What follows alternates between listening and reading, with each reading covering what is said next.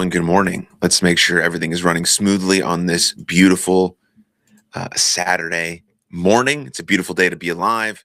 So God bless. Hopefully you're doing well. Hopefully your work week has gone well. Now I'm glad you're joining me on this stream.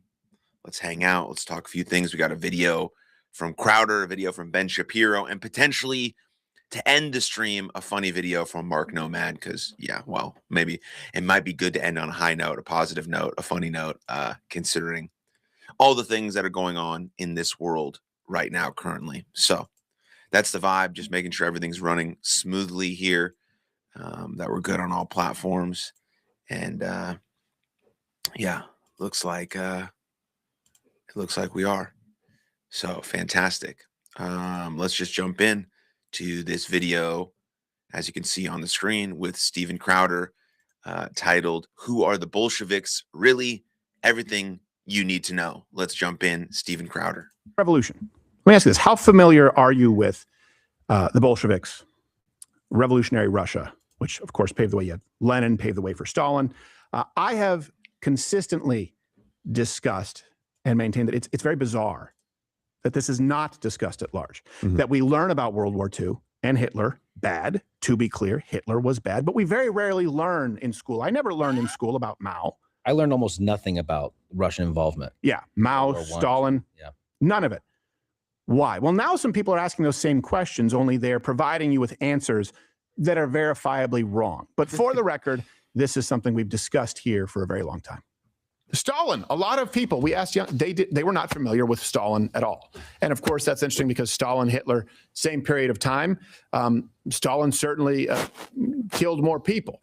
But if you spend all of this time learning about Adolf Hitler in school, you would think that you would learn just as much about Stalin. We kind of skimmed over Stalin. So they always compare to Hitler. But not only is barely any attention given to these other horrible dictators who, by the way, cost many more lives. We'll get to that. Communism, socialism, they have to be careful. We hear a lot about Adolf Hitler, and we don't hear a lot about other people who I would argue are not only just as bad, but historically equally, if not more significant. People like Stalin, people like Mao. Pol Pot, I think, is the worst. As a matter of fact, we did a series, The Great Dictov, Dictators Throughout History. The purpose of that was to highlight that every single one of them, with the exception of maybe Pinochet, and the left would argue Hitler, far, far left. I think the winner was Mao. Might have been Pol Pot because Pol Pot was a greater percentage. So we've been covering this for a long time. You can go back and look at old videos that cover the A to Z on Karl Marx. I believe we either did Trotsky or Lenin. But today I want to specifically address the Bolshevik Revolution because some people have just recently discovered it. Now, first, let me concede. It is true. In the Bolshevik Revolution, there was a disproportionate percentage of Jews in positions of leadership early on. Okay?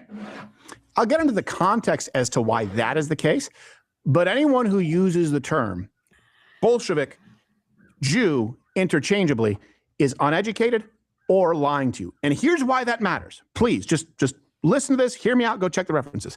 There are still... That's a good point. Uneducated or lying to you, or potentially both. Prime example would be Candace Owens. She uses the Bolsheviks and the Jews pretty much all the time. And hopefully, Steven Crowder is going to educate us. But Candace is a liar, stupid, and uneducated. Maybe all three, maybe, I don't know. All the above. Let's go.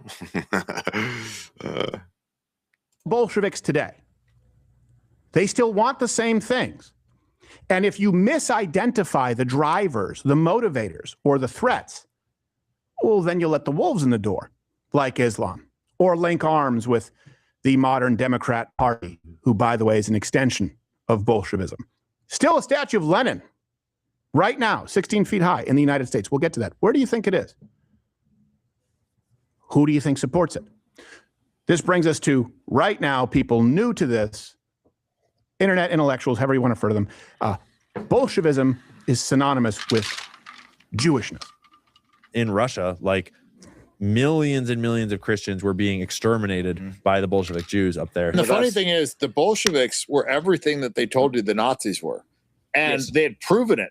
They had already made mostly true Christianity illegal. They had made religion illegal. They'd also made it, by the way, illegal to criticize. Well, people think that the greatest mass murderer was Adolf Hitler. And no, actually, if you want to talk about genocide, the fact that people in America don't know about what the Bolsheviks did to Christians, where did the idea of a concentration camp come from? The Bolsheviks.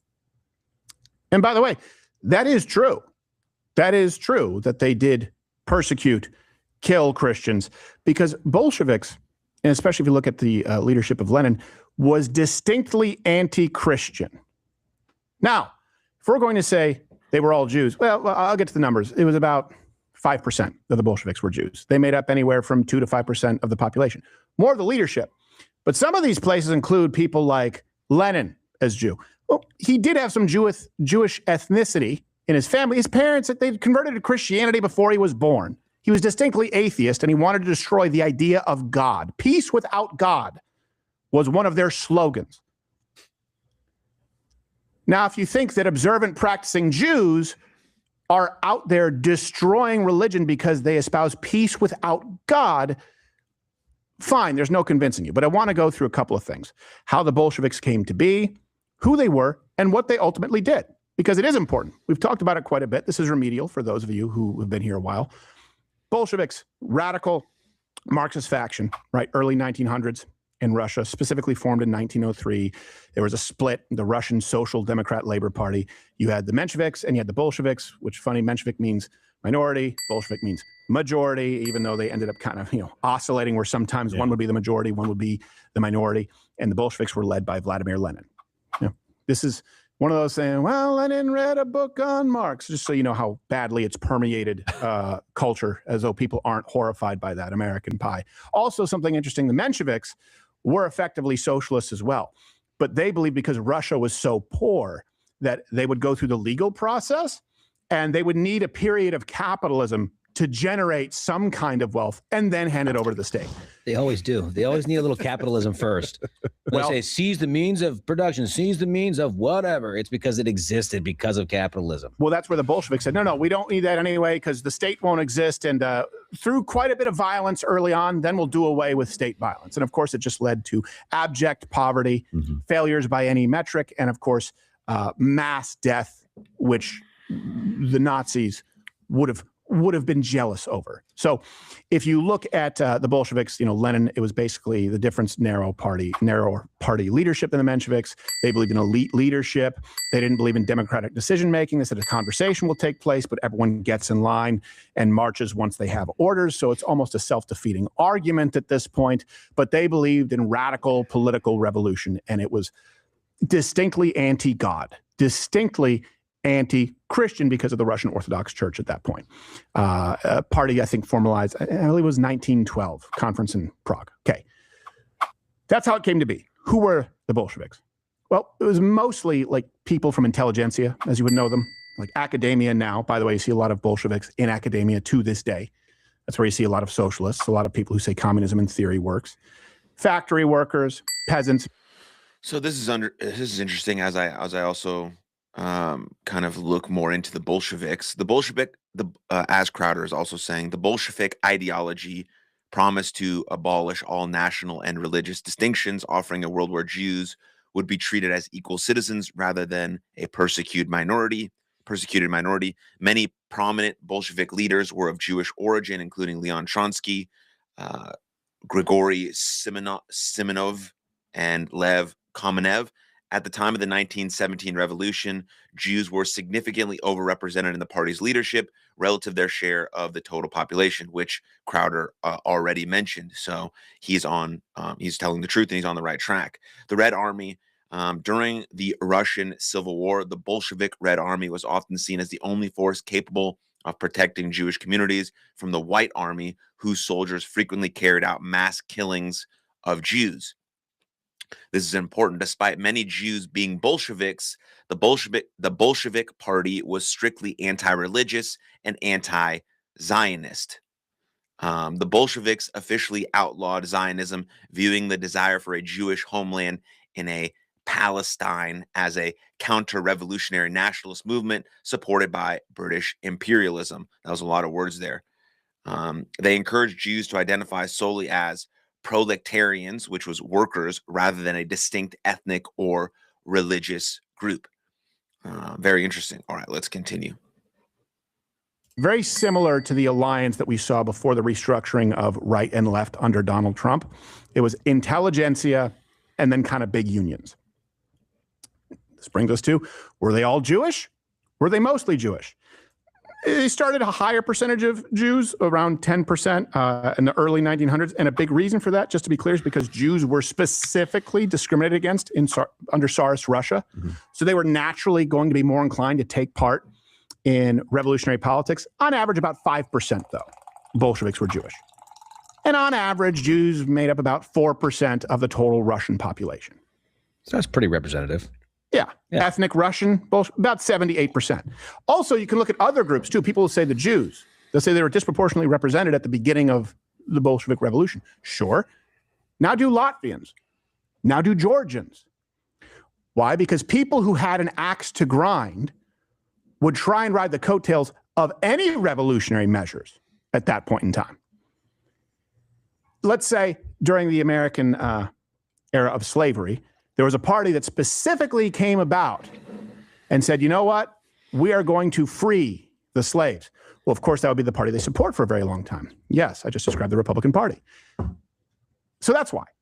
The context does matter. Now, they did make up quite a bit of the leadership, Jewish people, of the Bolshevik leadership, about 28%. Ethnic Russians, 42%. The category would be somewhere around 30-something%. But here's the thing. The reason for that, too, is Jews made up a significant percentage of all of those involved in politics in that interrevolutionary period. Why? High literacy rates. Big part of that is they were limited in certain jobs that they could do. So a lot of their jobs involved literacy. A lot of their jobs involved intellectual endeavors. They were discriminated against, to be clear. And it doesn't justify anyone taking part in Bolshevism, to be clear. Hate it. I've been talking about it for decades. Jews made up about 10% of all political elite. Check the references. I make this all available to you. Ranging the whole political spectrum, by the way. So people say Jews made up a disproportionate amount of the Bolsheviks. Well, no, as far as total Bolsheviks, 4% of the population, about 5%. They made up a huge percent of the leadership. Again, those numbers are muddied because you have people who may be ethnically Jewish. The one thing of which you can be certain is there were no faithful practicing Jews who wanted to maintain their practices with synagogues and the right to worship who were Bolsheviks. They were secular. Very much in the same way that comparing Ben Shapiro to Harvey Weinstein wouldn't be fair. Or people celebrating Passover, their local synagogue, local temple would not be comparable to, those who are involved in the UN or the WEF who don't believe in God at all. Here's some actual proof of that. The 1918 constituent elections, there are about 417,000, 490-something thousand, depending on the numbers you use, votes for Jewish parties. They mostly went to Zionist parties, about 80,000 of which went to socialist parties. Bolsheviks were not even amongst the top 3 supported by Jews in Russia. So there were far, far more Jews in Russia who were opposed to Bolshevism than those who supported it. Yes, disproportionate percentage of those in leadership were Jewish. Here's a fun fact, too. The term Jewish Bolshevism, to try and confuse you and believe that the problem is Jews, not Bolsheviks, who are Marxists, communists. Lenin was effectively Karl Marx. He was Karl Marx in a position of leadership. Mm-hmm. It was popularized directly by those involved with the Nazi Party. Dietrich Eckart, founder of actual Nazism, Alfred Rosenberg, Nazi official. And then, of course, you had Henry Ford, who was writing letters to Hitler like, hey, pen pal. Great making cars, not so much on this issue. Right. What did the Bolsheviks do? So this brings us to who they were, who they weren't. And really quickly, So another thing here that I found is the myth of what Crowder is talking about. He said Jewish Bolshevism. This says Judeo-Bolshevism. Because of the highly visibility of Jews in early Soviet government, anti-communist and Nazi propagandists created the conspiracy theory of the Judeo-Bolshevism.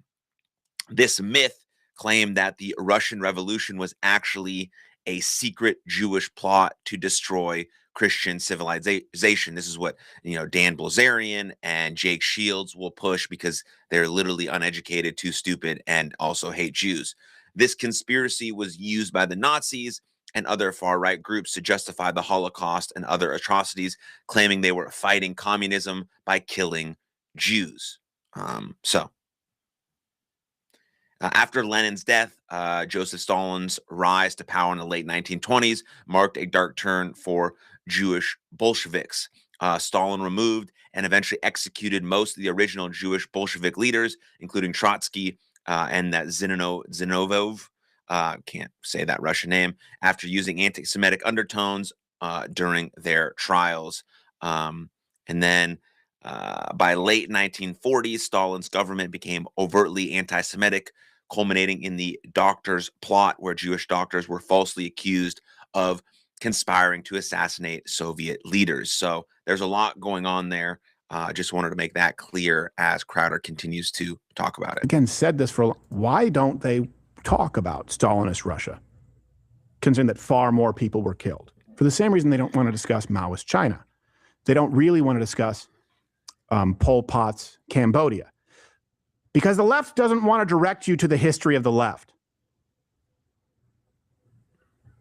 because they still exist. They're still trying to convince you that Bolshevism, Marxism could work today.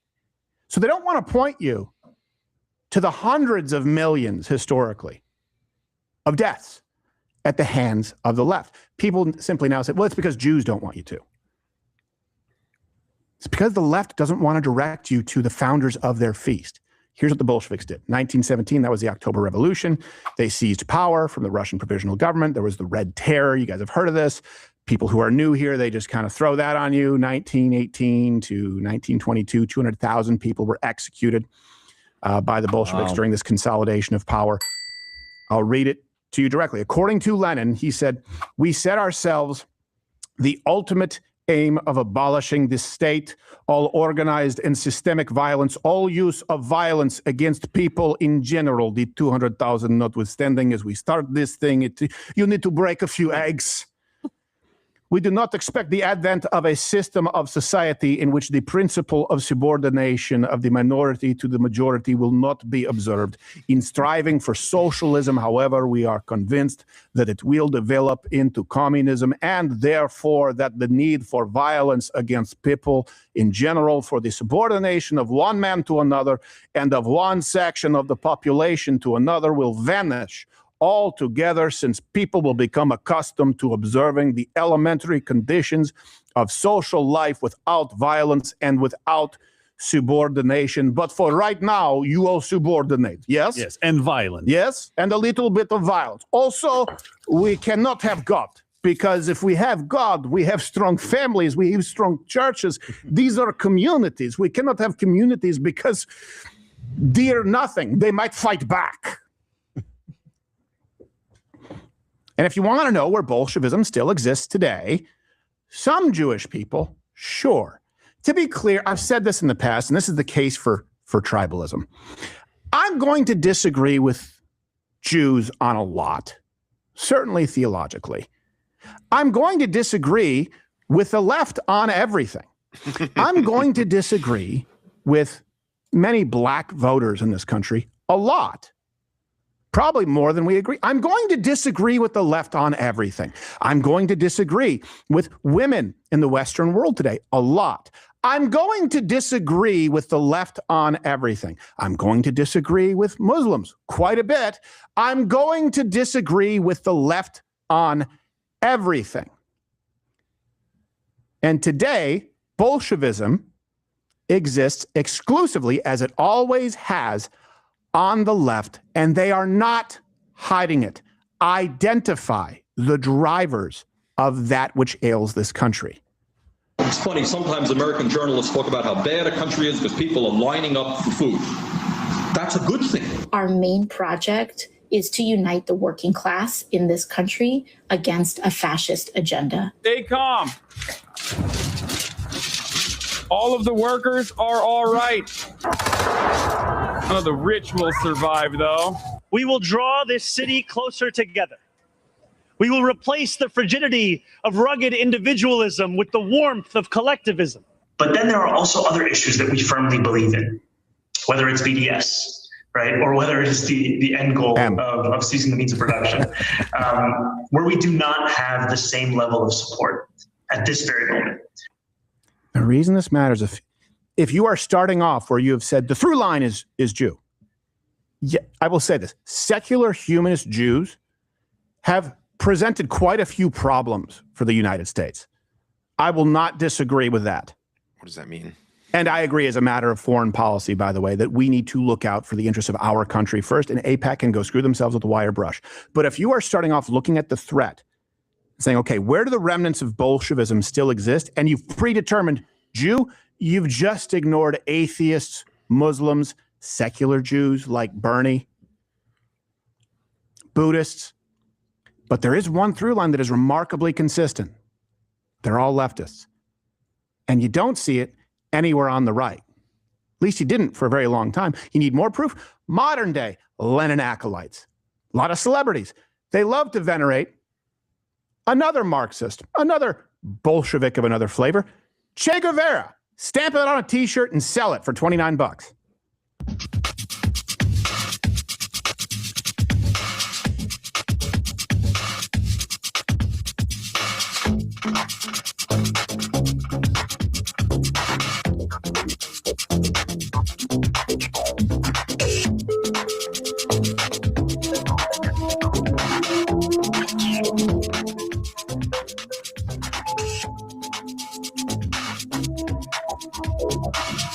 Now, if you see all that and go, through line Jew, you may need to check your biases. Let me give you another. I mean, not that I always agree with Crowder on everything. Obviously, that would be insane to agree with one person on every topic. But the thing that I like about Crowder is that he seems to be honest. He seems to be honest. And he's essentially saying, like, if every conclusion you have about everything in the whole world, excuse me, always leads back to the Jews, then you are not critically thinking about the issues.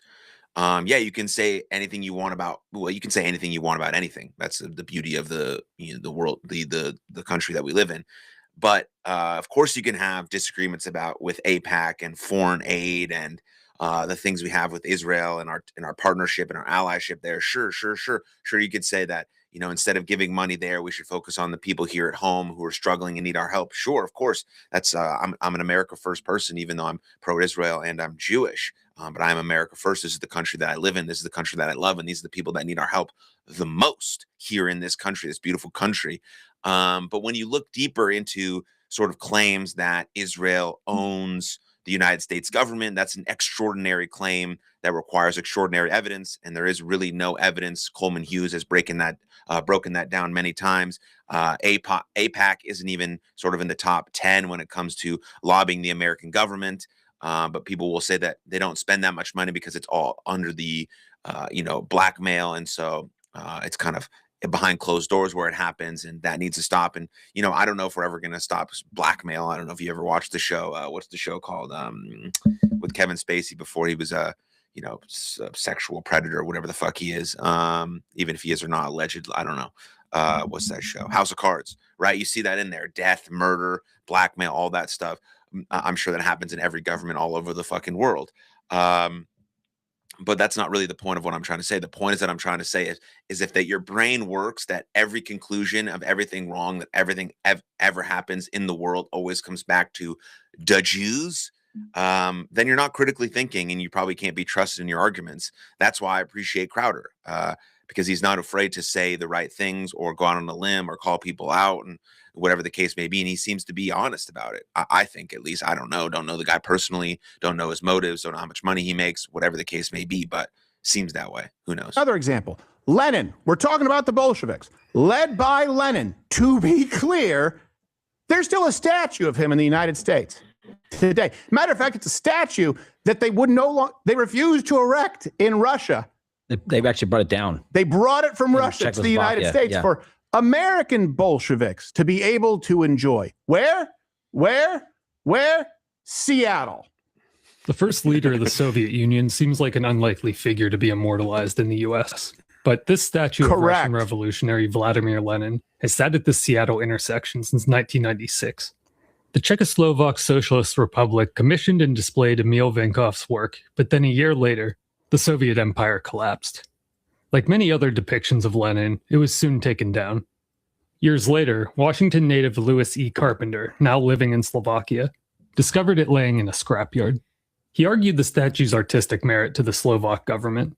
A deal was made for $41,000, in which he mortgaged his house to fund its purchase and transport. In August 1993, it arrived in Carpenter's hometown of Issaquah.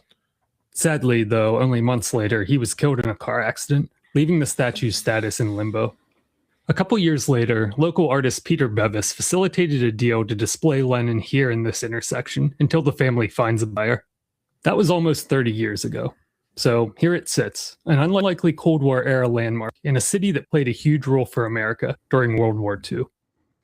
Now, I know someone's probably going to find a banknote or someone who co-signed a loan. See, Jew. Okay, sure, fine.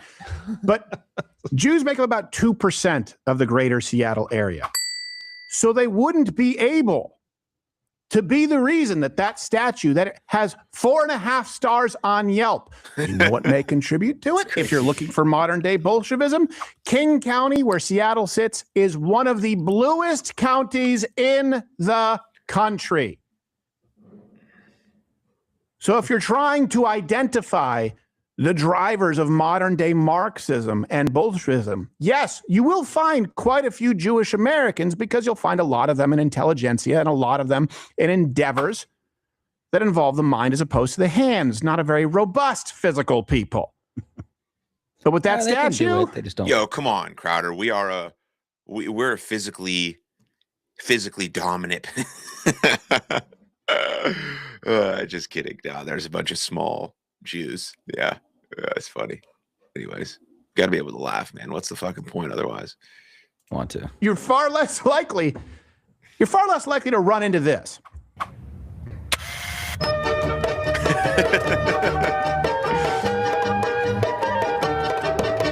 Far less likely to run into that than you are to see this.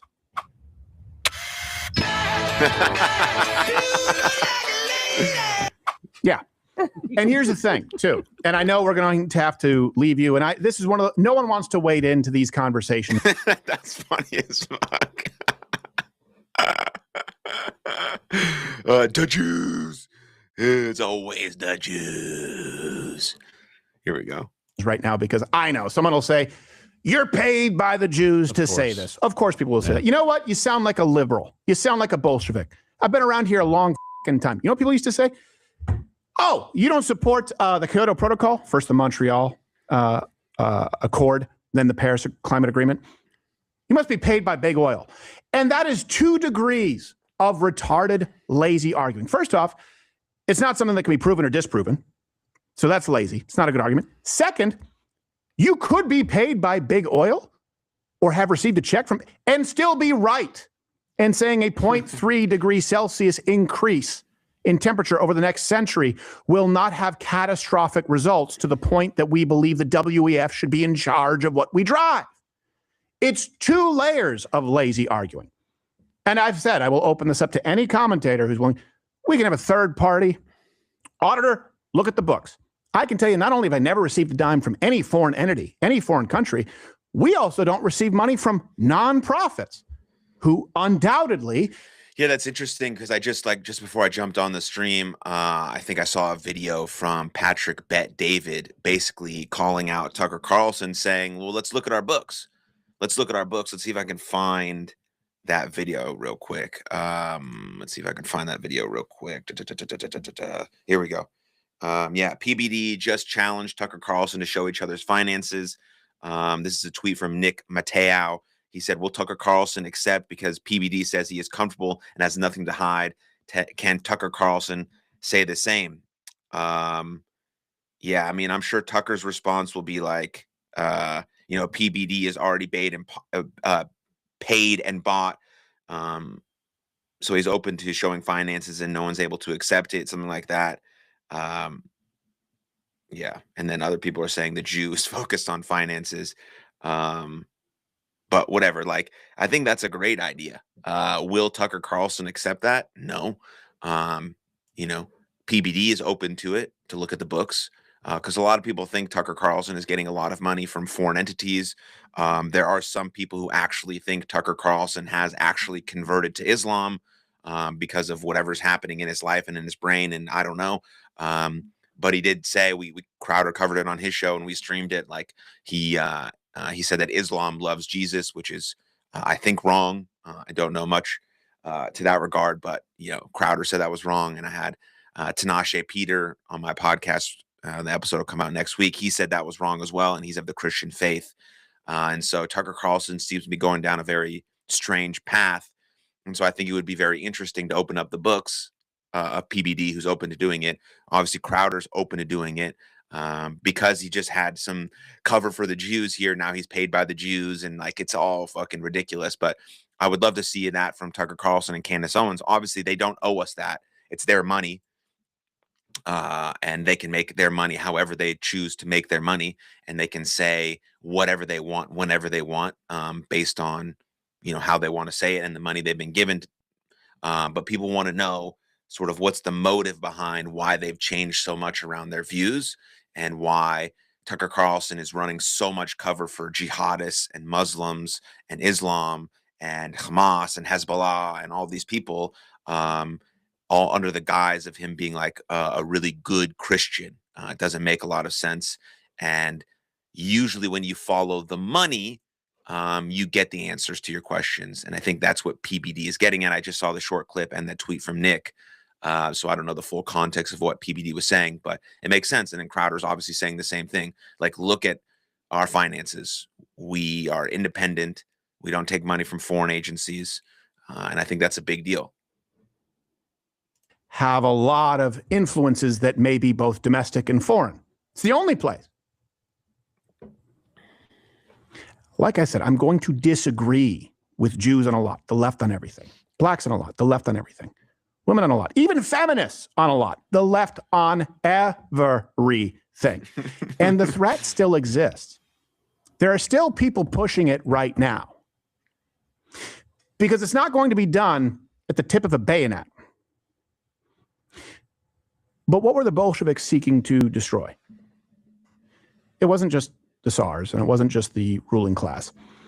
They knew that to destroy a society, in order to have a culture, in order to have a society where you could say there was no subordination because everybody was subordinate, you had to destroy, and I don't mean institutions like academia or the entertainment industry, you had to destroy godly institutions like the family, like community, like moral absolutes that were agreed upon as a society. You have to do away with all of that, deconstruct it, so you can replace it with a new deity.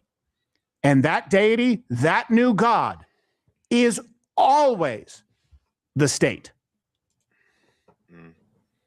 So be aware of it and understand who it is that you're fighting. You let me know if you think that's fair.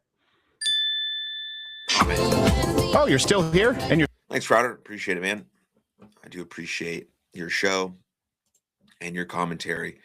Now let's jump into a video with Ben Shapiro talking about why the U.S. blockade is the final nail in the coffin for Iran. Let's jump in. Ben Shapiro, let's go. Players like the Chinese who are trying to start paying for oil in, for example, Chinese yuan. Well, no longer, because it turns out the United States is in charge of basically a lot of the global oil supply at this point. Well, it seems as though something is coming to the end when it comes to the war in Iran. And the thing that's coming to the end is Iranian dominance in the region. That is the thing that is coming to an end. The Kalshi markets, by the way, are right now suggesting that traffic at the Strait of Hormuz is going to return to normal. And by the way, in relatively short order, which is to say that the war is going to end. According to those Kalshi markets, some 30% of people believe that the Strait of Hormuz will return to normal before May 15th, which is like 1 month from now. Nice. A majority, 53%, believe that it will be. Now let's see when this video was released. 15 hours ago.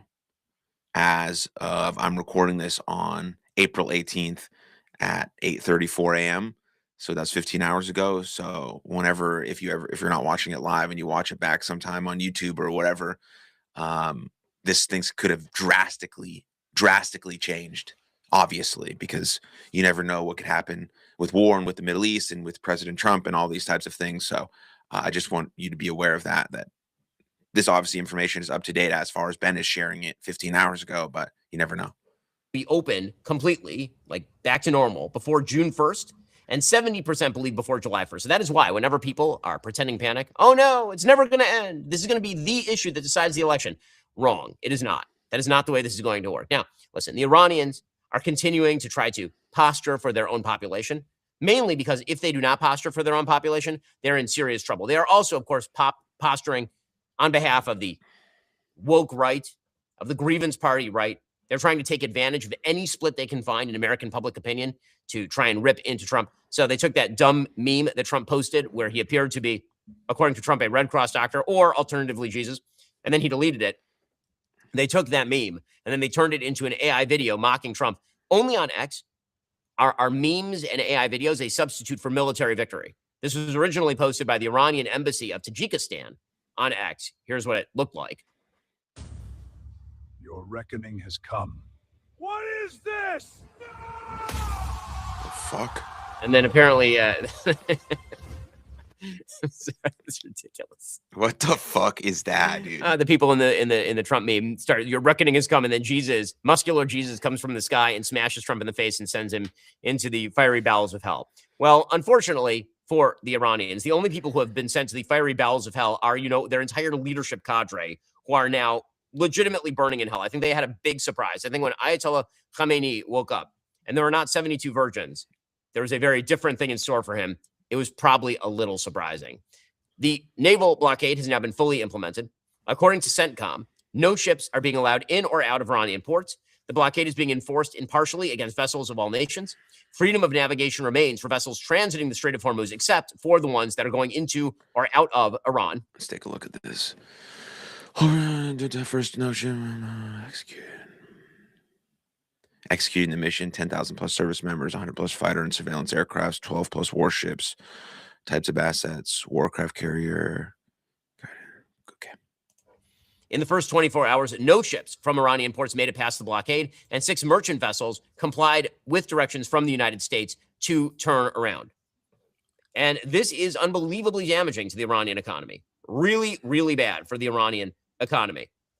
According to the Wall Street Journal, the Rich Starry, a sanctioned Chinese oil and chemical tanker, masked its exact location in the Persian Gulf for more than 10 days before leaving through the Strait of Hormuz this week, when it emerged into the Gulf of Oman, near where the U.S. Navy is operating to enforce its blockade of Iranian ports. The tanker made an abrupt U-turn. On Wednesday, it anchored off the coast of Iran.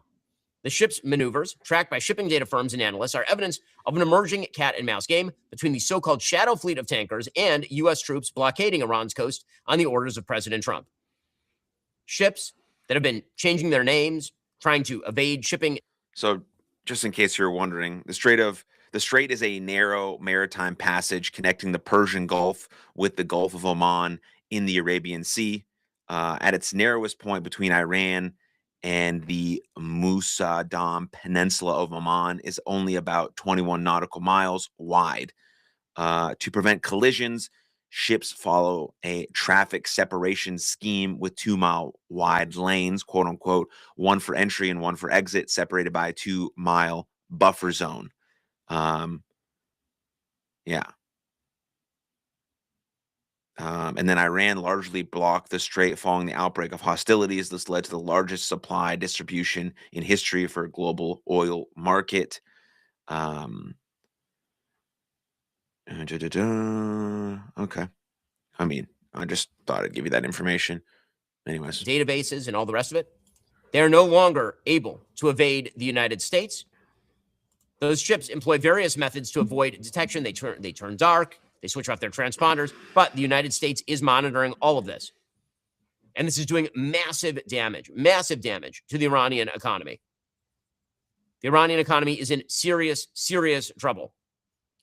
And by the way, again, it is not just that we are turning around all of their tankers.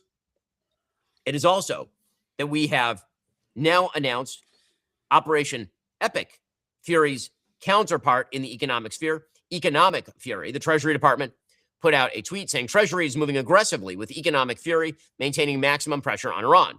Financial institutions should be on notice that the department is leveraging the full range of available tools and authorities and is prepared to deploy secondary sanctions against foreign financial institutions that continue to support Iran's activities. The short-term authorization permitting the sale of Iranian oil already stranded at sea is set to expire in a few days and will not be renewed. So, no more sale of Iranian oil. Money being held by Iranians in foreign banks not being allowed to go forth. Those banks will now be sanctioned by the United States. Here was the Treasury Secretary announcing this yesterday. We have told countries that if you are buying Iranian oil, that if Iranian money is sitting in your banks, we are now willing to apply secondary sanctions, which is a very stern measure. And the Iranians should know that this is going to be the financial equivalent of what we saw in the kinetic activities. And again, this is hitting people directly in the Iranian regime. According to the Treasury Department, this intensifies pressure on Iran's illicit oil transportation infrastructure by sanctioning more than 24 individuals, companies, and vessels operating within the network of Iranian oil shipping magnate Mohammad Hossein Shamkhani. That would be the son of Ali Shamkhani, who, of course, was killed in the middle of this operation. Scott Bessent continues to say that oil will come down again. He is right about this, of course. The calcium markets are not wrong. Here was Scott Bessent yesterday. So when are we really going to get $3 a gallon gas? Well, I think that's going to be up to how the negotiations go. President Trump said this morning that he thinks we're nearing the end. The U.S. kept their side on the ceasefire. We've stopped firing. The Straits of Hormuz have not been completely reopened. So we will see. And I'm optimistic that during the summer, we will see gas with a 3 in front of it sooner rather than later. And again, he happens to be correct about this. Now, the reality is that the strategy in use here is putting significant pressure on China. China is heavily reliant not only on the oil that is coming out of the Strait of Hormuz, they are also heavily reliant on trying to move away from the so-called petrodollar. The petrodollar system was based on the United States getting off of the Bretton Woods system. It was born in 1974 under a security for oil pricing bargain between the United States and Saudi Arabia, in which people everywhere were buying oil in dollars and transactions were settled in dollars and oil revenue was recycled into dollar-denominated assets. Well, there were certain players like the Chinese who were trying to start paying for oil in, for example, Chinese yuan. Well, no longer, because it turns out the United States is in charge of basically a lot of the global oil supply at this point. We are currently choking off Venezuelan oil, which is a big supply point for China. The Straits of Hormuz are now under basically our control, which means that China isn't getting what it wants. And if it wants what it wants, it's going to have to actually pay in American dollars. We are redirecting enormous amounts of traffic to the American oil industry. The amount of oil that is being bought in the United States right now is extraordinary, like the highest in human history because of what's going on right now. China, thus, is looking for an off-ramp. The president put out a statement on Truth Social saying that China is happy that he's opening the Strait of Hormuz. He says, I'm doing it for them and also the world. The situation will never happen again. They've agreed not to send weapons to Iran. President Xi will give me a big fat hug when I get there in a few weeks. We're working together smartly and very well. Doesn't that beat fighting? But remember, we're very good at fighting if we have to, far better than anyone else. Well, thanks, Ben. Not a super long, not a super in-depth video by any means, but very interesting information about, the Strait of Hormuz and hopefully war and the thing in the Middle East and everything like that can kind of come to a resolution, a frozen conflict, a peace deal, something. And, we can continue to kind of remove the jihadist threat to the United States, to other, sovereign countries in the Middle East, especially Israel, because Iran wants to destroy Israel. But we'll see.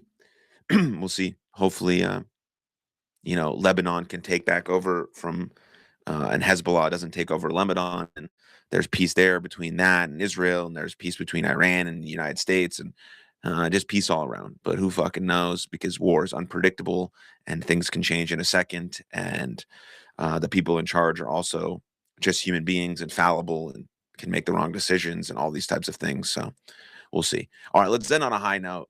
Let's end on a funny note, at least. Let's go to Mark Nomad. I guess this is episode 1 of Can Gen Z Take a Joke, featuring Mark Normand. He's very funny, Mark Normand. This already has 950K views from 8 days ago. So let's fucking see. Well, that's the thing about Gen Z. You guys can't handle a joke, but you'll take a tongue in the ass. Yeah. What if there was a comedy show? Actually, comedy experiment.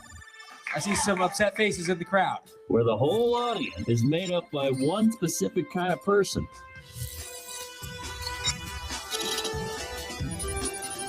And what if the comic performing on that show had no idea what that crowd was going to be? Comedians have to figure out what's the right material to go with, and then the audience has to grapple with how they feel about this. Do I like this person? Do I find him offensive? Well, folks, this show is happening. And it's called Human Trials. All right, guys, make some noise for your next comic, Mark Normand. Also, it's kind of embarrassing that said Normad or what did I say? I don't know. Anyways, my bad, Mark. You're fucking hilarious. Cheers. Good to be here. I used to date a girl who lived in this neighborhood. Jewish gal. Any Jews here? Hey, all right. Get them. No, I'm kidding. Just joking. Good to have you. Thanks for tunneling. Yeah. Ex-girlfriend was Jewish. Met her on that Jewish app, PayPal. Okay.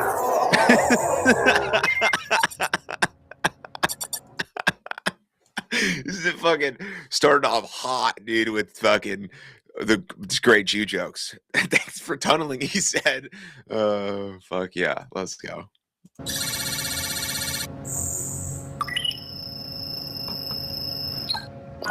All right. I'll be a little darker than the other guy as well. Not the black. But, you know. Hey, thank you. Just joking. I'm a comedian. Don't worry. Just zingers. Okay. How about that Mamdani? Oh, yeah. There you go. He won. I live next to a billionaire, so he was like, I'm praying to God he doesn't win. I was like, well, he won, so you better start praying 5 times a day. Oh, yeah. He was like, oh, he's a Muslim, though. He's going to be mean to women. I'm like, you're thinking of Cuomo. Okay. All right. And they're like, well, he's anti-Semitic. I'm like, well, he's doing free buses, not trains. Okay. That's for the Jewish gal. All right. We're back. He said, all right. Cool. I know race is touchy, especially from my old honky face. But I think we're all... Thank you. Thank you, Queen. Okay. That was the gayest moment of my life. But, yeah. But yeah, everybody's full of shit when it comes. I was talking to one guy at my last day job. I was like, hey, man, what's the name of that new girl and the new guy on the 5th floor, the really tall black guy? This guy goes, whoa, I don't see color. I was like, really? Really? So I looked this guy right in the eye and I was like, hey, man, it's cool. I'm black. And he was like, no, you're not. I'm like, aha. Yeah. You may not be racist, but you are a liar. All right. Cool. I just got back from Mexico City doing some shows. That's a cool place. Although you can't drink the water there, so I got the diarrhea. Yeah.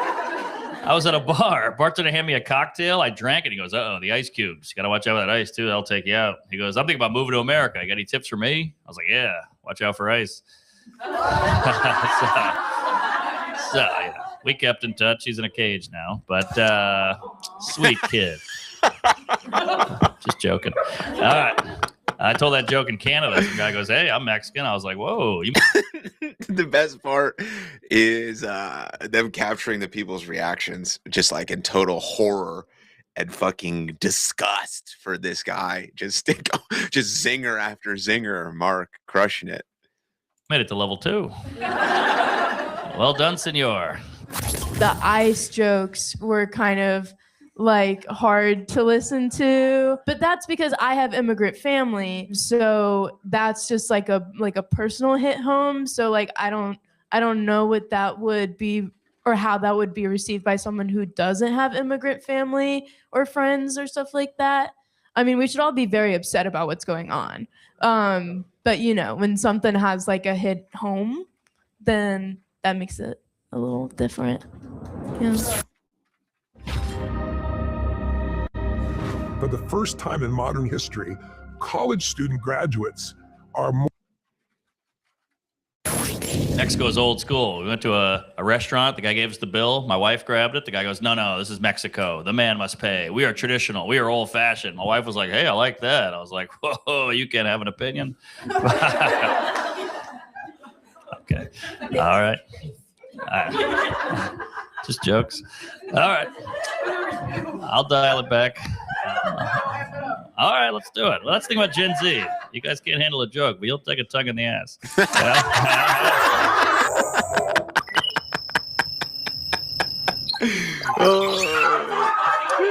All right. Okay. Oh shit. Any gay ladies? Hey, all right. Yeah, my old roommate was gay. Gay guys are the best. Fun, non-violent. You never meet any violent gay guys. There's no gay gangs. That would just be a musical. Yeah. My gay friend, he's obsessed with straight dudes. He's like, he calls it flipping a hetero. You know, he likes to try to flip them. He's like, you know how hard that is? You know how hard it is for me to go out every night? You know, talk to a guy you're trying to have sex with someone who doesn't want to have sex with you. I was like, that's exactly what it's like being a straight guy. And he's like, no, you got to convince him for hours, take him out. I'm like, yeah, same. Yeah. So we went back and forth arguing about this for hours. Eventually, I woke up at his place. Trying to spice things up with the wife, you know. Somebody told me to watch porn with her. Yeah. So I was like, hey, all right. So I asked her about it. She goes, I like lesbian porn. I was like, I like interracial. So we compromised and watched a WNBA game. Yeah. All right. What is funny to you? Like, what stood out in the show that you actually liked? Dark stuff can be really funny. Like, I like dark humor a lot of the time, but I feel like it depends on who the person on stage is, if that makes sense. One joke that they might not have liked and then from another person might have been like kind of fine. Now, do you think that's because like it's a man and you're like, I don't want to hear this from a man right now? Yeah. All my wife's friends are on Ozempic. Boy, where'd Ozempic come from, huh? That really changed the game. I could use that as a kid. I was fat as shit. Yeah? We didn't have Ozempic when I was a kid. We had something else. It was called Shame. Yeah. And it worked for thousands of years. And then we got body positivity. Yeah, last 10 years, all I heard was big is beautiful, love the skin you're in, body positivity. And somebody went, we got a new drug that makes you thin without working out. Everybody went, put that directly in my ass. What happened to body positive, huh? You've made me call you pretty, you fat and you don't even believe it. That's like going Black Lives Matter. Well, that black dude's choking over there and he's mouth to mouth. What am I, gay? You said they mattered. It's like Lizzo. She was the fat champion. Now she's getting skinny. I liked fat Lizzo. I stood behind her. You just couldn't see me. This lady, MVP. All right, let's keep going. We're not gonna get political. It's too. My baby just goes, all right, all right, let's keep going. All right, fucking hilarious. Too divisive. Everybody's so tribal now. Like Taylor Swift, she endorsed Kamala Harris. People started burning her records. It's like, nobody burned R. Kelly's. Isn't what he did worse? She's just voting for a lady. He's got chicks in a dungeon, you know. And look, I'm a hypocrite. I didn't burn mine either. I peed on mine. Yeah, felt appropriate. Does anybody in here consider themselves easily offended by jokes? No, that's pretty good. Sometimes they generalize you guys as like a group of people who normally do come out and get offended by jokes. The thing about Gen Z is like we all joke with each other a lot. Like my friends and I, we tease each other 24/7. But the thing is like we know what is okay to tease each other about and what is not okay. And that line is like very firm. So What's the line though?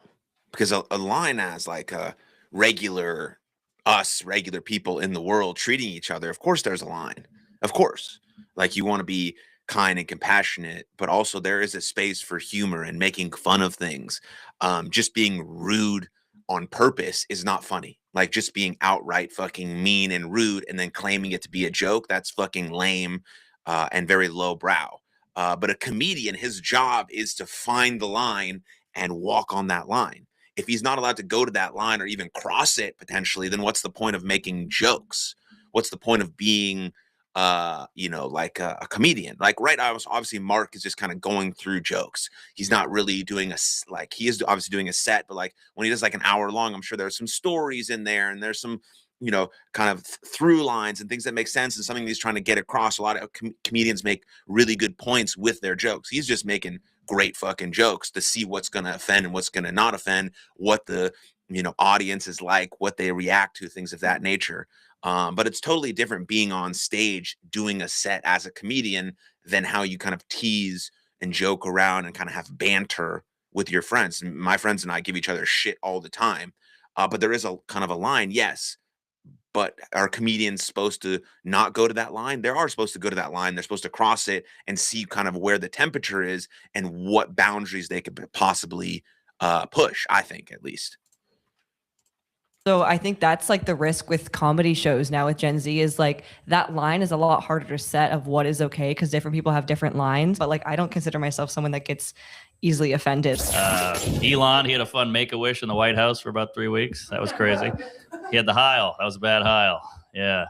He made a statement. He was like, hey, I'm not a Nazi. I'm just mentally off. And Kanye was like, I'm not mentally off. I'm a Nazi. Kanye West, huh? Boy, yeah, he's the king. Klan hood, swastika, then he blew his cousin. I'm like, this is white appropriation. Yeah? This is some of our greatest hits.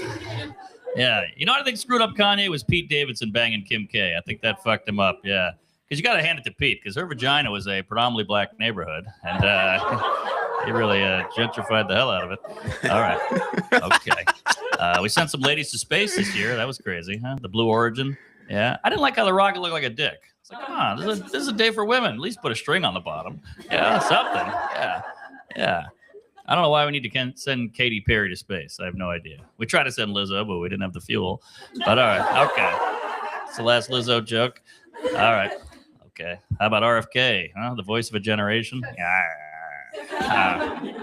know what's weird about RFK? He was a lifelong Democrat. Then Trump got shot, and he got on board. I guess he figured, well, now that you've been shot, you feel like family.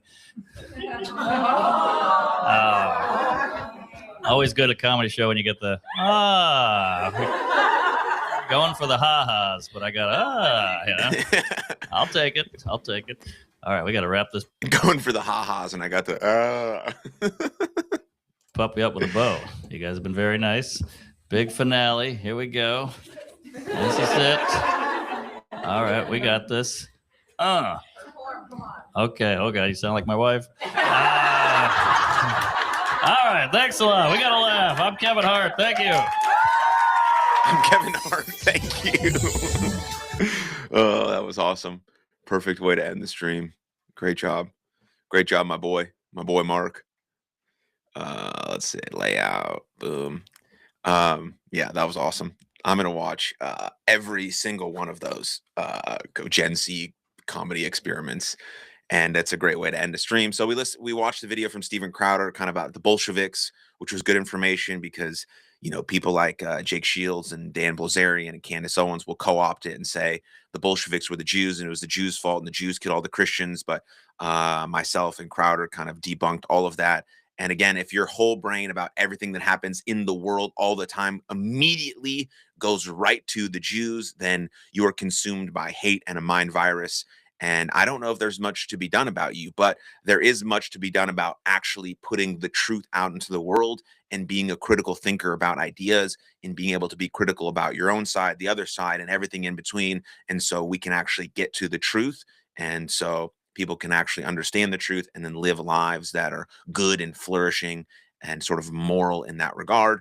And then we got an update about the Strait of Hormuz from Ben and Iran, and hopefully all can lead to peace as quickly as humanly possible for everyone in the Middle East, in Iran and Lebanon and Israel, and everyone in the United States and all the troops. And, may all the people that have died during this war, may their memory be a blessing, because every life is sacred and every life is made in the divine image of God. And so that's very important. So we got that update from Iran, but things change hourly when it comes to wars like that, and we just pray for peace as soon as possible. And then we ended on one of the funniest 10 minutes I've ever heard from Mark Normand, whatever.